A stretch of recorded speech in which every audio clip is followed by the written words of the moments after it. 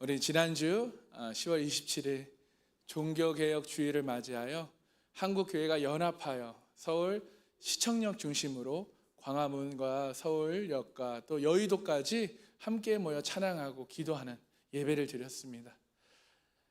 이렇게 한국교회가 연합하여 함께 모인 또 예배드린 이유가 있죠. 이 동성애 합법화와 포괄적 차별금지법을 제정하는 것을 반대하는 것이기 때문입니다. 얼마나 많은 하나님의 사람들이 모였는지 너무나 감격스러웠어요. 아멘. 참여하는 동안 정말 하나님께서 한국교회를 다시 회개의 자리로, 기도의 자리로 부르시고 있구나 라는 것을 확신했습니다. 우리 하나님께서 대한민국을 얼마나 사랑하시는지, 정말 많은 하나님의 사람들을 하나님께서 불러 모아서 예배하게 하셨어요. 중간에 비가 좀 왔는데 자리를 떠나지 않고 비를 맞으면서 참여해 주신 하나님의 사람들을 보면서 한국교회가 죽지 않았구나, 한국교회가 살아있구나, 지금이 위기라고 생각하는구나, 정말 비장한 마음으로 오셨구나 라는 생각이 들었어요. 그래서 이런 장면들을 보면서 정말 하나님이 얼마나 기뻐하실까, 이 간절한 성도들의 모습을 보고 하나님께서 크고 놀라운 일을 행하시겠구나, 하나님께서 이 한국 땅을, 이 한국 교회를 고치시고 회복시키겠구나 라는 믿음이 들어왔습니다. 할렐루야. 여러분 함께 참여해 주셔서 너무나 감사합니다. 그 자리에 참여하신 성도님들도 아마 저와 같은 그런 기쁨과 감격이 있으셨으리라 믿습니다. 계속해서 나라와 우리 한국 교회를 위해서, 또 다음 세대를 위해서 함께 기도해 주시기 바랍니다. 기도를 제쳐두지 맙시다. 기도를 쉬는 죄를 범하지 않기를 소망합니다. 축복합니다. 오늘은 추수감사주일입니다. 추수감사절은 말 그대로 감사의 절기예요. 하나님의 은혜 가운데, 축복 가운데 살아가는 저와 여러분이 날마다 하나님께 감사하는 것이 마땅하지만, 오늘 특별히 날을 정해서 이 추수의 계절에 한 해 동안 정말 하나님께서 풍성한 축복과 은혜와 열매를 허락하신 하나님께 감사하는 절기라는 거예요. 교회에서 제가 아이들을 이렇게 키우다 보면요, 권사님들이나 집사님들이나 장로님들이 아이들에게 호주머니에서 막 사탕도 꺼내주시고 초콜릿도 주시고 또 어떤 분들은 용돈도 주시고 그래요. 그럴 때마다 제가 저희 아들들에게 뭐라고 가르칠까요? 주신 분들에게 감사합니다 라고 인사하는 것을 가르쳐요. 주신 분께 감사 인사를 하는 것은 어떻게 보면 당연한 것이죠. 그렇죠? 그렇듯이 오늘 본문을 통해서 우리가 나를 사랑하시고 나를 기르시고 나에게 은혜를 주신 하나님께 나는 감사하는 삶을 살고 있는지, 아니면 혹시 하나님께 이 감사의 고백을, 그 당연한 것을 잊은 채 살아가고 있는지, 우리 함께 말씀을 통해 우리 자신 스스로를 돌아보기를 소망합니다. 아멘. 오늘 본문에서는요, 하나님께서 나를 지으시고 우리를 기르시고 우리를 인도하신 하나님이심을 말씀하시는데, 여러분 믿으십니까? 여러분, 우리가 혹시 우연히 이것이 당연한 것처럼 여기면서 이 당연한 것에 대해 하나님께 감사하는 것을 잊고 있지는 않은지 한번 생각해 보시기 바라요. 여러분, 우리 자녀에게도요, 우리가 바른 가치관을 갖기 위해서 이 감사하는 것을 가르치잖아요. 아이가 혹시 어려서 감사하다라고 말을 하지 못하면 부모가 대신해서 감사하다라고 말을 해요.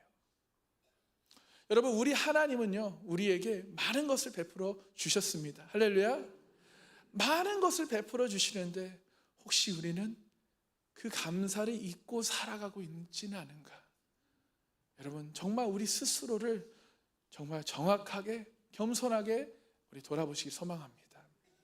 오늘 말씀을 통해 혹시 내가 하나님께 받은 것, 이것을 당연한 것처럼 마땅한 그 감사조차도 잃어버린 것이 아닌지 돌아보시면서 여러분의 삶과 여러분의 입술에서 이 감사에 대한 찬양과 기쁨의 고백이 흘러 넘치시기를 주님의 이름으로 축복합니다.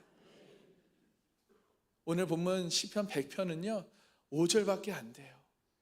5절밖에 안 되지만 이 찬양의 시 혹은 감사의 시로 많이 알려져 있어요. 그리고 이 시편 100편으로 이 찬양들이 나오는데요. 그리고 여기에 보면 참된 감사의 의미가 무엇인지 이야기를 하고 있습니다. 오늘 추수감사주일을 맞이해서 말씀을 통해 여러분의 안에 혹시라도 불평불만의 입술이 있다면 오늘로 그 불평불만한 입술이 오늘로 끝나는 삶이 되길 소망합니다. 그래서 여러분의 입술이 변화되어 감사의 입술이 되시고 감사에 이끌려 삶을 사시기를 축복합니다. 여러분 시편 100편이 우리에게 주는 첫 번째 메시지는 우리가 믿는 하나님이 어떤 분이신가에 대한 인식이 분명해야 해요. 우리 다 같이 한번 따라해 볼까요? 우리가 믿는 하나님이 어떤 분이신가에 대한 인식이 분명해야 합니다. 아멘. 우리의 삶의 태도는 내가 하나님에 대해서 어떤 믿음과 어떤 관계를 가지고 있는가에 우리의 삶의 태도가 결정이 됩니다. 하나님에 대한 지식과 이해력이 우리의 삶의 태도를 결정짓는다는 것이에요. 우리는 마치 고대 아테네 사람들처럼 미지의 신을 섬기는 사람들이 아니에요. 우리는 누구를 섬깁니까? 자신을 정확하게 분명하게 드러내고 계시는 살아계신 하나님을 섬기는 사람들임을 믿습니다. 여러분, 이방의 신들 그저 한낱 우상에 불과하죠. 인간이 만든 것입니다. 볼 수도 말할 수도 아무것도 할 수 없는 그런 존재예요. 그렇지만 우리 하나님은 어떤 분이시라고 오늘 본문에서 말을 하냐면 3절 그 내용을 말하고 있습니다. 우리 3절 함께 읽겠습니다. 시작. 여호와가 우리 하나님이실 줄 너희가 알지어다. 그는 우리를 지으시니요 우리는 그의 것이니 그의 백성이요 그의 기르시는 양이로다. 아멘. 여호와, 여러분 스스로 있는 자, 여호와라는 건 나는 나다. I am who I am. 이 스스로 있는 여호와 하나님이 저와 여러분의 하나님, 우리의 하나님이실 너희가 알지어다. 아멘. 너희가 믿을지어다. 할렐루야. 이런 말이에요. 즉 오직 여호와 하나님 한 분만이 참 신이시다. 그리고 그분이 살아계신 하나님이시다. 무엇보다 우리에게 중요한 것은요 3절 말씀에 중반절에 나오는데요 그는 우리를 지으시니요. 할렐루야. 하나님은 우리를 창조하시고 지으신 분, 즉 우리를 만드신 분임을 여러분 믿으십니까? 이것은 우리가 하나님과의 관계를 연결하는데 아주 중요한 정보예요. 이것을 이제 원문과 영어 버전으로 보면요 이렇게 돼요.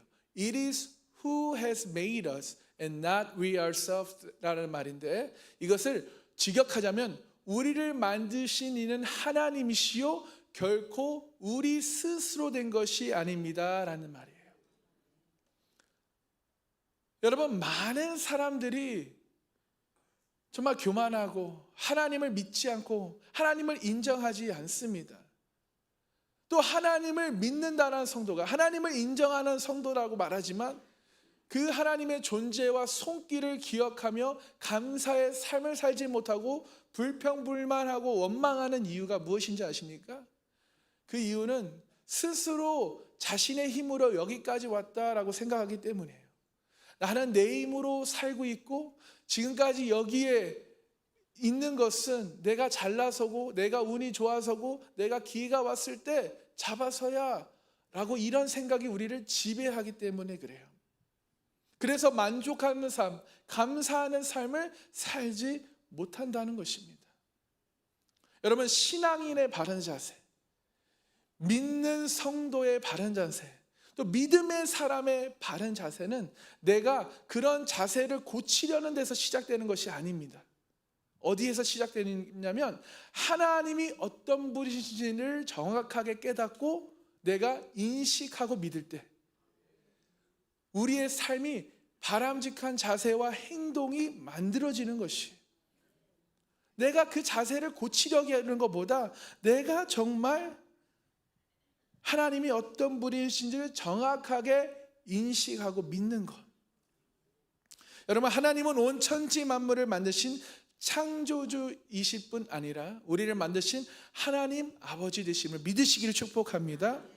이 정체성이 내가 올바로 설 때, 이것을 정확하게 내가 인식할 때 우리는 하나님께 감사의 고백을 드리는 삶을 살 수 있다라는 것이에요. 그리고 우리의 삶도, 우리의 목적도, 우리의 사명도 분명해질 수 있다라는 것입니다.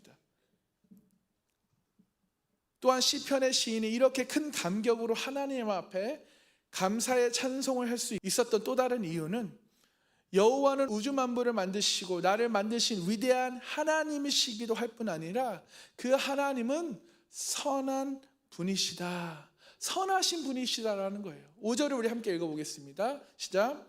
여호와는 선하시니 그의 인자하심이 영원하고 그의 성실하심이 대대에 이르리로다. 아멘. 하나님은 선하실 뿐만 아니라, 좀 더 표현하기 쉬운 표현은 하나님은 참 좋으신 분이시다라는 뜻이에요. 여러분, 지금까지 신앙생활 하시면서, 믿음 생활 하시면서, 또 이렇게 경험해 보시면서, 여러분, 우리가 믿는 하나님 어떤 분이신가요?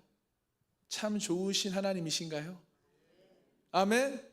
그 참 좋으신 하나님의 성품을 드러내는 구체적인 표현이 뒤에 따르는데요, 뭐라고 말씀합니까?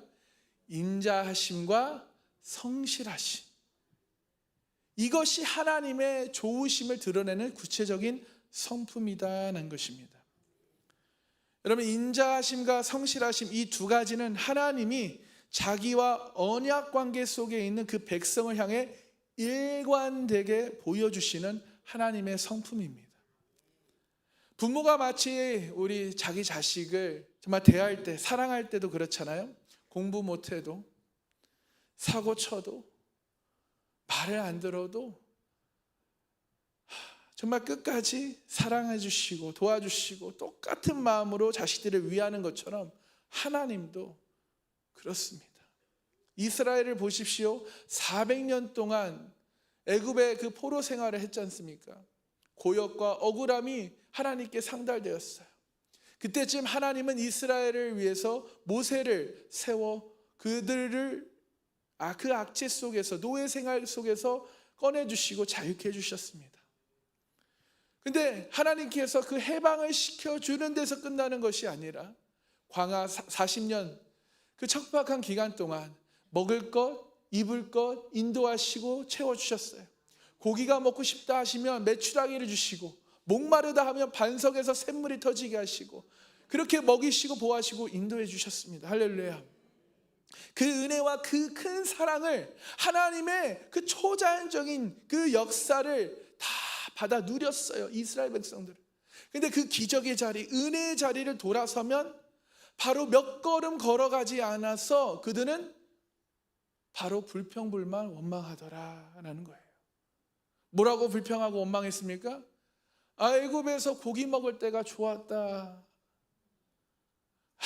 참, 이런 소리 들으면 여러분 얼마나 속상할까요?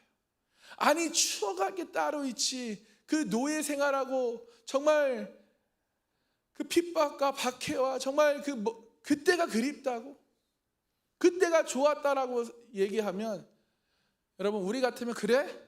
다시 고생해봐라 하고 우리 같으면 애굽으로 다시 보내겠죠. 그러지 않겠어요? 그러나 하나님은 궁극적으로 이스라엘을 향하신 하나님의 태도는 변함없으셨어요. 인자하심과 성실하심으로 끝까지 그들을 손에 잡아주시고, 그들을 적과 꿀이 흐르는 그 가나안, 축복의 땅, 약속의 땅으로 인도하셨습니다. 여러분, 이것이 이스라엘에게만 주신 은혜입니까? 이스라엘에게만 이런 은혜를 주신 게 아니죠.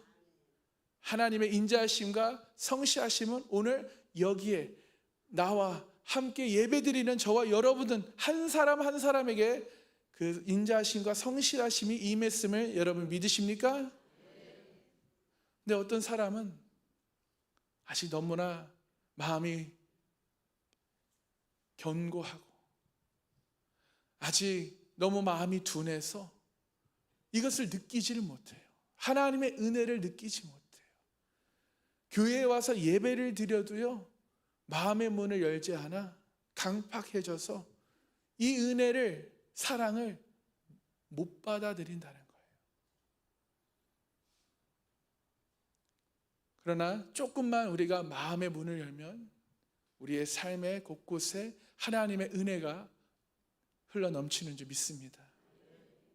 우리를 구원하시고 인도하시고 허물이 많지만, 연약함이 많지만 하나님의 기대에 정말 그 바램을 저버리는 실망의 모습이 한두 가지가 아니지만 그분은 여전히 인자하심과 성실하심으로 우리를 사랑해 주시며 우리에게 은혜를 내려주시며 우리를 이끌어 주신 여호와 하나님, 우리 아버지십니다.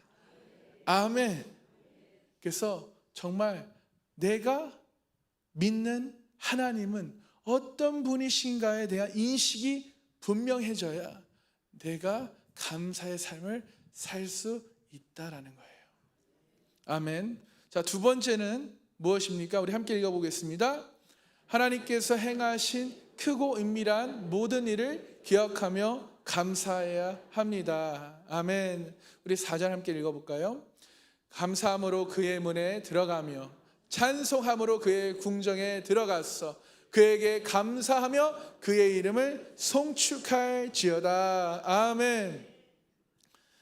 아까도 우리 이 찬양 불렀죠? 감사함으로. 네, 불렀죠?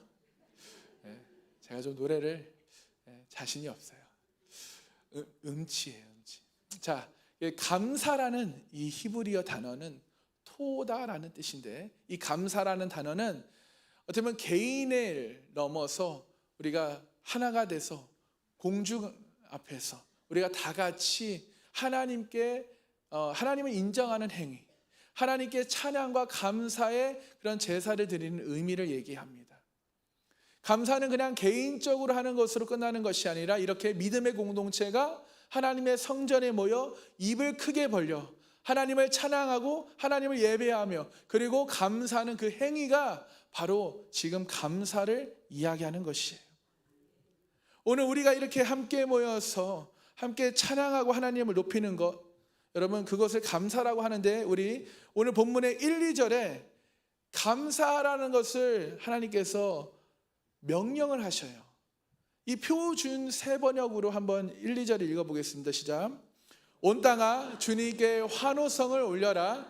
기쁨으로 주님을 섬기고 환호성을 올리면서 그 앞에 나아가거라. 아멘. 하나님을 찬양하며 노래하는데 그냥 적당히 찬양하고 노래하는 것이 아니라 환호성을 올리며 큰 기쁨으로 주님께 감사를 드리라는 것이에요. 그리고 그 명령에 대해서 3절에 이렇게 설명합니다. 왜 우리가 그렇게 환호성을 올리며 큰 기쁨으로 주님을 찬양하고 감사를 해야 되는지, 그것은 너희는 주님이 하나님이심을 알아라. 그가 우리를 지으셨으니 우리는 그의 것이요 우리는 그의 백성이요 그의 기르시는 양이다. 아멘. 여러분, 우리의 하나님은 우리를 지으시고 우리를 만드시고 그냥 만들어 놓고 내버려 두시는 것이 아니라 끊임없이 우리를 돌보시고 끊임없이 우리를 사랑하시고 끊임없이 우리에게 사랑한다라는 것을 말씀해 주시면서 우리를 초청하고 계셔요. 푸른 초장과 쉴만한 그 물가로 인도해 주시면서 우리의 목자 되시는 분이 바로 우리 하나님이십니다. 그래서 하나님이 나의 창조주시고 내가 그분의 아들임을 알며 내 아버지가 나를 너무나 사랑하셔서 나의 삶에 깊이 간섭하시고 나를 인도하심을 진심으로 느끼고 감사하게 되면 우리에게 이런 환호가 나오지 않겠습니까? 환호성을 울리며 큰 기쁨을 드리지 않겠어요? 여러분, 미국을 가보시면요, 보통 남자들이 여성들이나 노인분들이나 아이들을 위해서 문을 열어주고 먼저 가라는 그러한 양보를 하는 것들을 보게 돼요. 왜 문을 열어줍니까? 문을 확 밀치고 나가다가 놓으면 뒤에 바로 따라오는 사람이 그 문의 힘에 의해 다칠 수도 있기 때문이죠. 근데 한국에 와보니까 그런 사람들이 별로 없어 보여요. 그래서 우리 한국교회 성도님들, 특히 남자분들, 조금이나마 이런 부분에서 우리가 세상 사람들과는 좀 다르면 좋겠다라는 생각을 했었어요. 그래서 문을 여닫을 때 뒤에 사람이 있는지 한 번만 살펴봤으면 좋겠습니다. 아멘. 자, 그리고 누군가에게 여러분이 문을 잡아주었을 때, 먼저 가라고 양보했을 때 그 사람이 가면서 가볍게 감사합니다 라고 말을 해주면, 여러분, 그 하루가 얼마나 보람되며 따뜻하겠어요. 그렇죠? 근데 만약 문을 잡아줬는데 불구하고 감사한다는 말도 안 하고 훅 그냥 자기 길 가기 바쁘게 훅 지나가면 그 사람 뒤통수 대고 뭐라고 하겠어요, 여러분? 저런 싹. 동의하시나요? 여러분, 그런데 여러분, 이것을 우리와 하나님과의 관계를 한번 생각해 보세요. 하나님은 우리에게 문을 잡아서 열어주는 정도가 아니에요. 우리를 죽기까지 사랑하시고 우리의 그 생명을 구원해 주시고 우리를 보호해 주시고 우리를 지켜주시고 우리를 먹이시고 입히시고 기르시는 분이 우리 하나님이셔요. 그냥 문 잡아준 것 가지고 그 감사하다는 말 안 한 거 가지고 섭섭할 수 있는데, 하나님은 어떠시겠어요? 하나님은 감사 안 하는 성도를 보고 어떠시겠습니까? 우리의 생명을 구원해 주셨는데, 우리를 보호하시고 지켜주시고 먹여주셨는데, 우리를 만드시고 기르신 분이신데, 힘들고 어려운 일을 만나도 극복할 수 있는 힘을 주셨는데, 피할 길을 주셔서 피하게 해주셨는데, 문 잡아줘서 감사하다고 말 안 한 것도 섭섭해하는데, 우리는 그런 엄청난 일을 하신 하나님께 과연 마땅히 해야 할 감사를 했느냐, 감사를 올려드렸냐 라는 것입니다.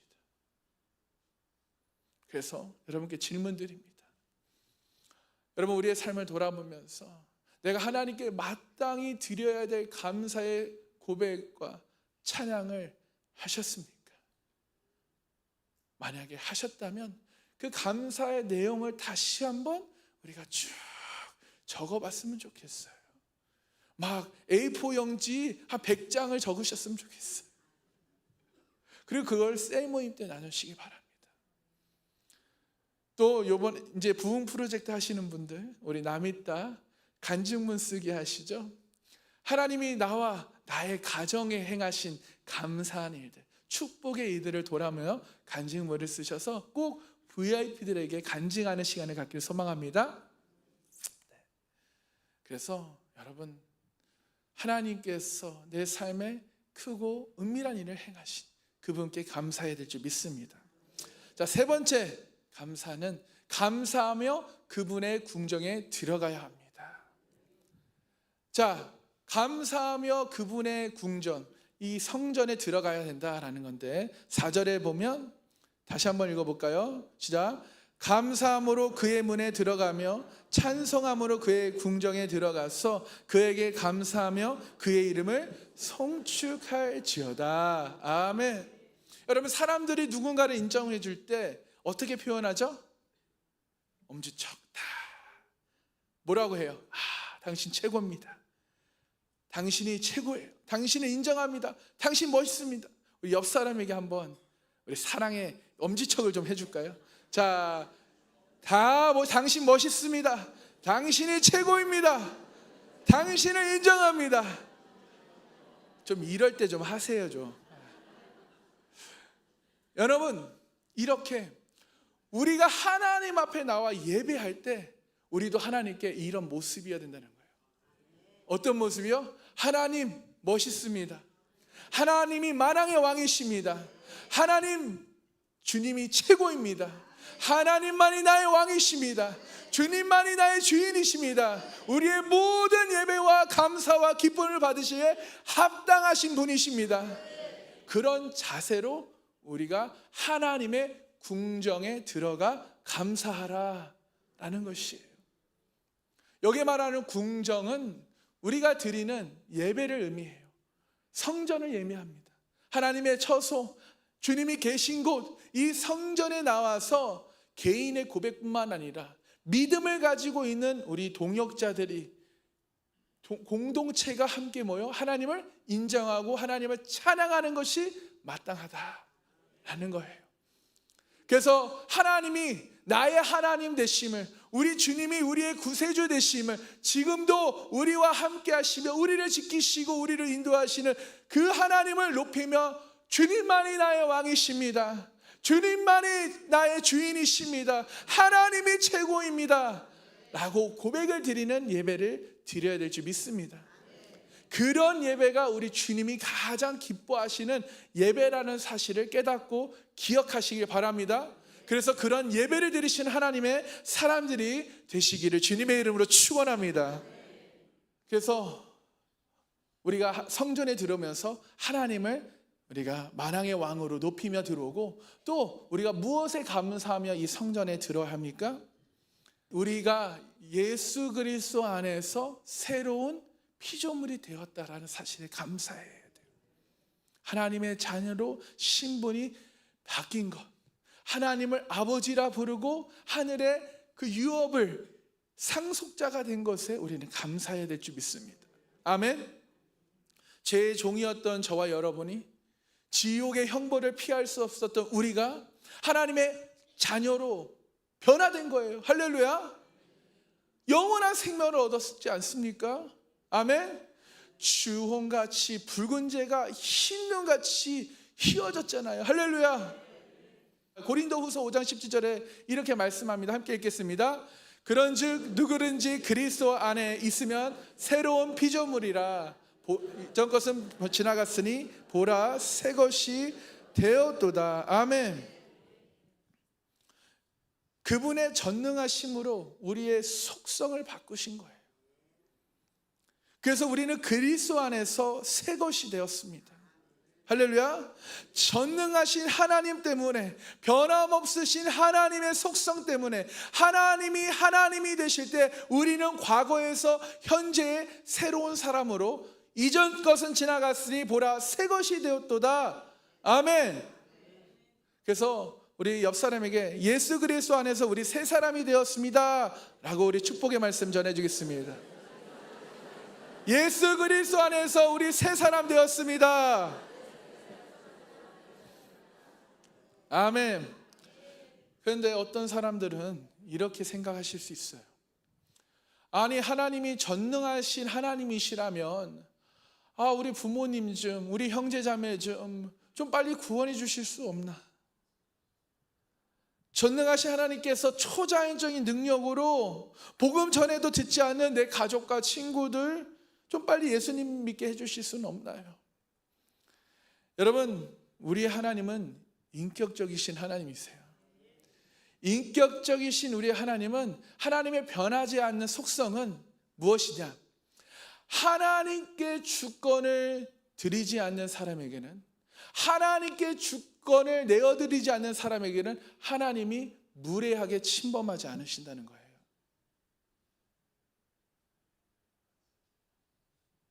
여러분, 마태복음 11장 28절에 성경에 이런 말씀이 많습니다. 수고하고 무거운 짐진 자들아 다 내게로 오라. 내가 너희를 쉬게 하리라.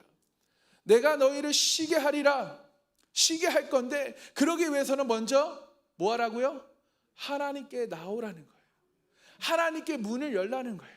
하나님을 초청하라는 거예요. 그래야 가서 참된 쉼을 준다는 거예요. 오지 않으면 참된 쉼을 주고 싶어도 줄 수 없다라는 것입니다. 주님께 오는 자들을 모두 누구든지 쉬게 하신다. 그러나 오지 않거나 오지 못하는 자들은 참된 쉼이 허락되지 않다는 거예요. 그래서 여러분, 하나님께서는 수고하고 무거운 짐진 자들아 다 내게로 오라. 누구누구만 오라가 아니에요. 다 내게로 오라. 할렐루야.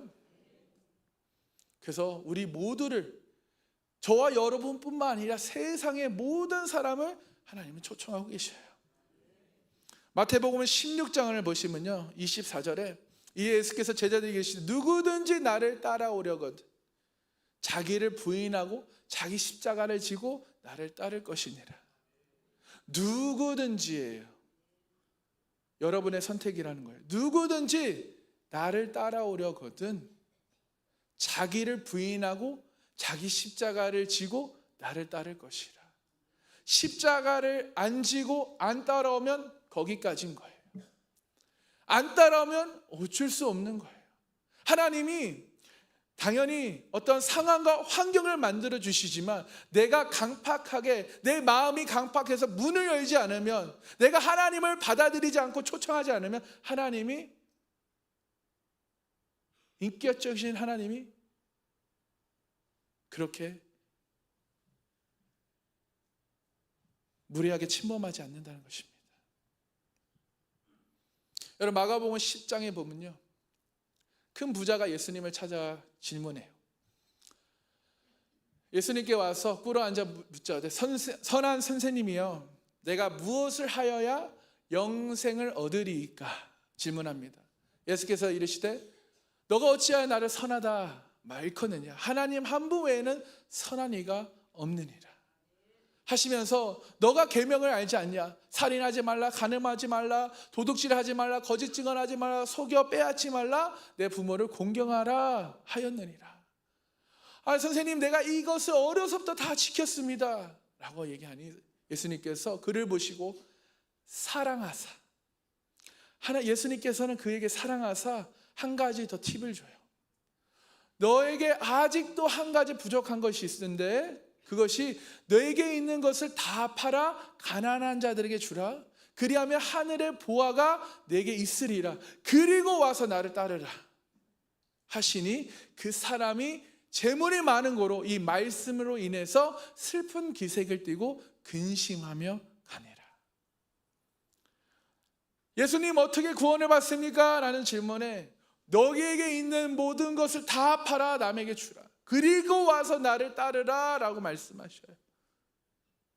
그런데 그 사람이 재물이 많은 고로 이 말씀으로 인하여 슬픈 기색을 띠고 근심하며 갑니다. 근심하고 가서 다시 예수님을 찾아왔을까요? 그 재산을 다 팔고 예수님을 찾아왔을까요? 그 부자에 대해 어떤 언급도 없어요.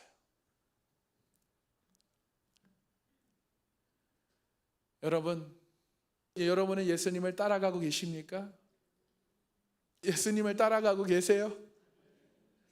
따라가려고 노력 중이십니까? 할렐루야. 여러분, 우리가 우리의 마음 문을 먼저 열어야 되는 거예요.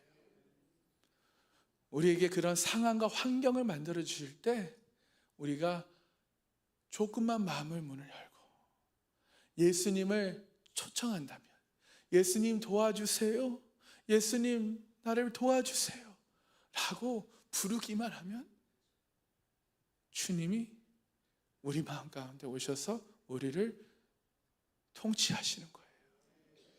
그런데 강팍해져서 마음의 문을 열지 않는다면, 지금도 예배 자리에 와서 은혜의 말씀, 복음을 들어도 내 마음의 문을 열지 않고 주님을 받아들이지 않는다면, 여러분 거기까지밖에 안 된다는 거예요.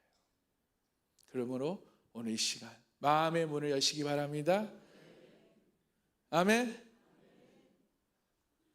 그러면서 누가복음 17장을 보면요, 사마리아와 갈릴리 사이에 지나가시다가 예수님이 한 마을에서 10명의 나병 환자를 만나세요. 사마리아와 갈릴리 사이는 엄청나게 척박한 땅, 광야의 땅입니다. 나병 환자들은 부정한 사람들이라고 낙인이 돼서 다른 일반인 사람들과 함께 살 수가 없어요. 그래서 자기들이 이렇게 분리된 삶을 살고 있습니다. 근데 그 광야에서 예수님이 나병 환자 10명을 만나시고 예수님을 만나 그 10명 모두 치유를 받아요. 다들 아시죠? 그런데 몇 명이 와서 예수님께 감사하다고 찬양과 경배를 올렸습니까? 한 명이에요. 여러분은 그 10명 중에 예수님께 찾아와 감사하며 찬양과 경배를 올린 한 분이십니까? 아니면 그 9명 중에 한 명이십니까? 여러분은 하나님께 얼마나 감사하며 살고 계시나요? 하나님께 얼마나 영광을 올리시며 찬양을 드리고 계십니까? 여러분, 그것이 나의 믿음, 여러분의 믿음이다는 거예요. 여러분, 하나님께 감사하십시오. 오늘부터 하나님께 마음문을 열고 하나님께서 내게 행하신 그 모든 것을 감사하시길 소망합니다. 힘을 다해 찬양하시길 소망합니다. 하나님께 경배 올려드립시다. 하나님께 예물을 올려드립시다. 여러분, 그런 하나님께 영광과 기쁨과 감사를 올려드리신 저와 여러분들에게 소망합니다. 오늘 말씀을 통해 우리가 믿는 하나님이 어떤 분이신가에 대한 그 인식이 분명해지시길 소망합니다. 아멘. 또한 하나님께서 행하신 크고 은밀한 모든 일을 기억하며 감사하시는, 그래서 그분의 궁정에 들어가 찬양과 감사의 고백을 드리며 하나님을 높여드리시는 그런 복된 하나님의 사람들이 되시길 축복합니다. 상강교회 성도님들, 우리를 지으시고 정말 선하시고 정말 성실하신 하나님을 높이며 그분을 찬양하며 예배의 자리에 주님만이 나의 왕이십니다, 주님만이 나의 주인이십니다, 하나님이 최고이십니다 라고 고백하며 소리 높여 찬양하며 진정한 기쁨으로 환호하며 예배를 드리시는 복된 상강교회 성도님들, 하나님의 사람들이 되시기를 주님의 이름으로 축원합니다. 여러분, 이렇게 하나님께 감사의 고백을 드리는 것이 하나님께 복 받는 길이에요.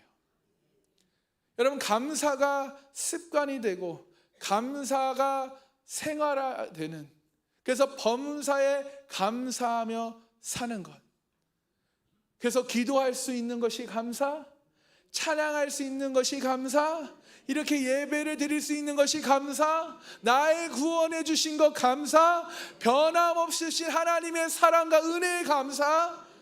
아멘. 저는 여러분이 그런 감사의 고백을 드리는 삶을 살기를 소망합니다. 그리고 그것이 나뿐만 아니라 내 자녀와 자손들까지 그 감사의 축복이 흘러갔으면 좋겠어요. 내 자녀와 자손들에게까지 이르러 어려서부터 그 아이가 신앙적으로 자랄 수 있도록 우리는 가르쳐야 합니다. 그게 육의 자녀든 영의 자녀든 우리가 가르쳐야 하는 거예요. 나만 축복을 누리고 나만 감사를 누리는 것이 아니라 내 자식들도, 내 후손들도 그렇게 살아가야 되지 않겠습니까? 우리 부모가 그렇게 살았던 것처럼 나도 그렇게 사는 것이고, 우리 자녀들도 그렇게 살기를 희망하고 가르쳐야 한다는 것이에요. 그래서 여러분, 나로부터 시작되는 거예요. 이렇게 믿음의 명품 가정을 이루어 가시는 그런 복된 상강교회 성도님들이 되시기를 주님의 이름으로 축원합니다.